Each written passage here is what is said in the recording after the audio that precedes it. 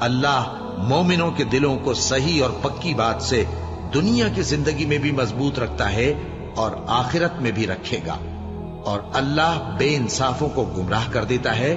اور اللہ جو چاہتا ہے کرتا ہے۔ کیا تم نے ان لوگوں کو نہیں دیکھا جنہوں نے اللہ کے احسان کو ناشکری سے بدل دیا اور اپنی قوم کو تباہی کے گھر میں لا اتارا، یعنی دوزخ میں، کہ سب ناشکرے اس میں داخل ہوں گے اور وہ برا ٹھکانہ ہے۔ اور ان لوگوں نے اللہ کے شریک مقرر کیے کہ لوگوں کو اس کے رستے سے گمراہ کریں۔ کہہ دو کہ چند روز فائدے اٹھا لو، آخر کار تم کو دوزخ کی طرف لوٹ کر جانا ہے۔ اے پیغمبر، میرے مومن بندوں سے کہہ دو کہ نماز پڑھا کریں، اور اس دن کے آنے سے پیشتر